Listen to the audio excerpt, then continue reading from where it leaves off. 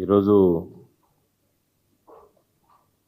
Press meet మన Sainik schools దానిపైన మాట్లాడదాం అనుకున్నాం. దానికంటే మొదటిగా మరి ఈరోజు తెల్లవారుజామున భారత ప్రభుత్వము మరి దేశంలో జరుగుతున్నటువంటి ఉగ్రవాద ముప్పు, ముఖ్యంగా మొన్న జరిగినటువంటి దాడిలో, జమ్మూ అండ్ కాశ్మీర్లో జరిగినటువంటి దాడిలో 26 మంది ప్రాణాలు బలిగొన్నటువంటి ఉగ్రవాదాన్ని, పహల్గాంలో జరిగినటువంటి ఆ దాడిని నిరసించాం. తెల్లవారి మా పార్టీ తరఫున కూడా మేము దాన్ని తీవ్రంగా ఖండించాం. ఇక్కడే ప్రెస్ మీట్లో. తదనంతరం జరిగినటువంటి మరి కేంద్ర ప్రభుత్వం తీసుకున్నటువంటి నిర్ణయాలకన్నిటి కూడా ఈ ఉగ్రవాదానికి వ్యతిరేకంగా ఏ చర్యలు తీసుకున్నా కూడా మా మద్దతు ఉంటుందని చెప్పి కూడా మా పార్టీ తరఫున మేము తెలియజేశాం. ఇదివరకు కూడా జరిగినటువంటి సర్జికల్ స్ట్రైక్స్ జరిగినప్పుడు కూడా మా పార్టీ తరఫున మద్దతు ఇవ్వడం జరిగింది. ఈరోజు తెల్లవారుజామున 1 గంట నుండి దాదాపు తెల్లవారు వరకు జరిగినటువంటి టెర్రరిస్టుల క్యాంపులపై జరిగినటువంటి మరి ఈ సర్జికల్ స్ట్రైక్స్ వల్ల మరి ఈ దేశానికి, ముఖ్యంగా జమ్మూ అండ్ కాశ్మీర్ ప్రాంతంలో మరి భారత సరిహద్దుల్లో పాకిస్తాన్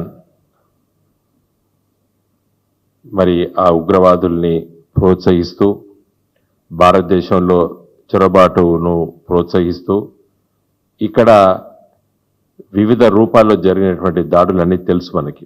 ముంబైలో అప్పుడు జరిగినటువంటి దాడులు కానివ్వండి, లేకపోతే వివిధ ప్రాంతాల్లో జరుగుతున్నటువంటి దాడుల్లో వాళ్ళ పాత్ర, ఐఎస్ పాత్ర ఉన్నటువంటి విషయం ఈ దేశంలో ప్రతి పౌరుడికి తెలుసు. కాబట్టి ఇలాంటి పరిస్థితుల్లో దేశం మొత్తం కూడా రాజకీయాలకు అతీతంగా ఏకమై మరి దీన్ని ఎదుర్కోవాల్సినటువంటి సమయం ఆసన్నమైంది. నిన్న అంటే నేటి తెల్లవారుజామున జరిగినటువంటి ఈ సర్జికల్ స్ట్రైక్స్, ఆపరేషన్ సింధూర్ పేరిట జరుగుతున్నటువంటి వాటిని కేవలము అక్కడ ఉన్నటువంటి టార్గెట్స్, టెర్రరిస్ట్ క్యాంపులపైన జరిగింది. కానీ దురదృష్టవశాత్తు మరి ఈరోజు ఉదయం మనకు వచ్చినటువంటి వార్తలు, పాకిస్తాన్ ఆర్మీ మన సివిలియన్స్ పైన దాడి చేస్తే కూడా కొంతమంది మన భారత పౌరులు కూడా చనిపోయినట్టు కూడా మరి టీవీ ఛానల్స్లో చూస్తున్నాం. ఇప్పటికైనా పాకిస్తాన్ ప్రభుత్వము టెర్రరిస్ట్ క్యాంపుల్ని తొలగించాలి. లేకపోతే ఈ సర్జికల్ స్ట్రైక్స్ తప్పవు. ఎందుకంటే భారతదేశాన్ని కాపాడుకోవాలి, మన దేశాన్ని కాపాడుకోవాలి.